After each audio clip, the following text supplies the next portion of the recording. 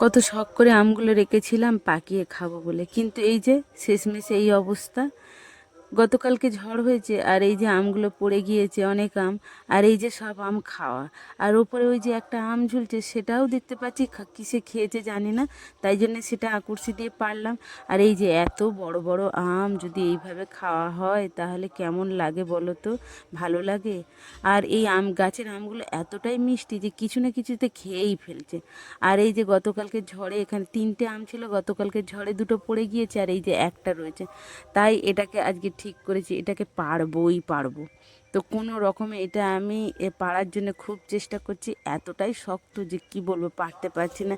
এখন জোর কদমে জোর লাগিয়ে এটাকে আমি টেনে টানাটানি করে কোনো রকমে এটা পারার চেষ্টা করছি।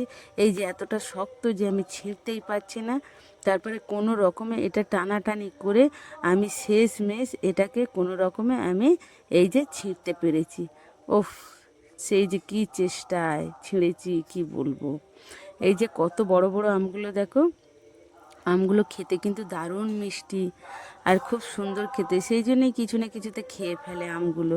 খেতেও যেরকম দুর্দান্ত আর হয়েওছে বেশ সুন্দর বড় বড়।